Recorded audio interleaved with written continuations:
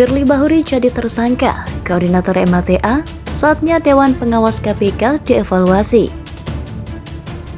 Dalam hal pimpinan KPK menjadi tersangka tindak pidana kejahatan, pimpinan KPK diberhentikan sementara dari jabatannya.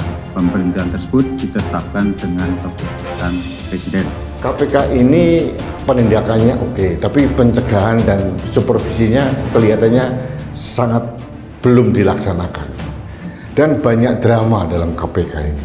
Firly Bahuri ditetapkan sebagai tersangka korupsi. Ironisnya, pagar makan tanaman, penjaga institusi pemberantasan korupsi justru ditersangkakan untuk melakukan tindakan pidana korupsi.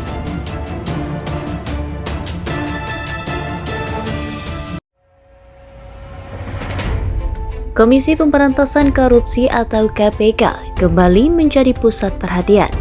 Bukan karena menangani kasus rasuah kelas kakap, tetapi karena sang ketua yakni Firly Bahuri ditetapkan sebagai tersangka oleh penyidik Polda Metro Jaya atas dugaan pemerasan. Kabar mengejutkan itu pun disambut beragam tanggapan oleh berbagai kalangan. Baru-baru ini Koordinator Organisasi Masyarakat Transparansi Aceh atau MATA, yakni Alfian juga ikut bersuara. Dalam wawancara podcast bersama News Manager Serambi Indonesia, Buhari M. Ali, di studio Serambi News, Alfian mengatakan, kasus yang menjerat sosok pemimpin lembaga yang bertugas melakukan pemberantasan korupsi ini telah menggambarkan bagaimana kondisi demokrasi dan tata kelola negara saat ini. Dalam kondisi ini menggambarkan kita tidak baik-baik saja, ujarnya dalam program Serambi Spotlight yang disiarkan di YouTube Serambi.News pada Senin 27 November 2023.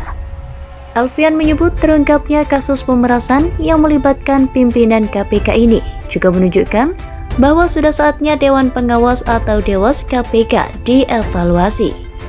Dewan KPK ini perlu dievaluasi juga, karena mereka kita lihat tidak ada kinerja yang sangat menonjol, kata Alfian.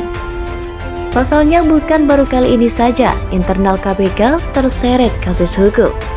Pada pertengahan 2021 lalu, kasus yang sama penerimaan gratifikasi juga pernah menjerat pimpinan KPK bernama Lili Pintauli. Sebelum Firly juga ada yang diberhentikan, sudah tersangka. Salah satu unsur pimpinan KPK pada saat itu, kasusnya juga pemerasan. Artinya ini sudah 2 orang, ujar Alfian. Ia menilai keberadaan Dewas saat ini seolah sebagai pelindung bagi para komisioner. Pada kasus yang menjerat ex-wakil ketua KPK Lili Pintauli, Dewas hanya memberikan sanksi berupa pemotongan gaji pokok. Padahal, Lili terbukti melakukan pelanggaran etik. Sementara pada kasus Firly, kata Alfian, seharusnya diungkap lebih dahulu oleh Dewas.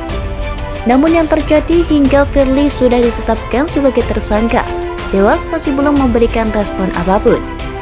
Padahal dengan kewenangannya, Dewas seharusnya bisa mengeluarkan rekomendasi pemberhentian permanen berdasarkan temuan-temuan menyusul proses penyidikan yang dilakukan oleh Polda Metro Jaya.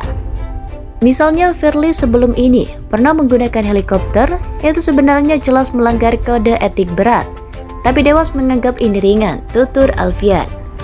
Sebagai aktivis anti korupsi yang sering berhubungan dengan KPK, Alfian mengakui kinerja lembaga ini justru lebih baik ketika belum terbentuknya Dewan Pengawas. Dalam praktek kami yang berhubungan dengan KPK, di kepemimpinan saat ini yang sangat menurun dalam proses komunikasi, termasuk pelaporan kasus, ungkapnya. Alfian menyebut sebagai lembaga yang dibentuk untuk melakukan pengawasan terhadap kinerja KPK, Dewas tentu dapat melihat berbagai kejanggalan. Ketidakberesan dari internal KPK ini, lanjut Alfian, seharusnya sudah tercium sejak proses rekrutmen hingga para penyidik KPK terdahulu yang disingkirkan melalui tes wawasan kebangsaan.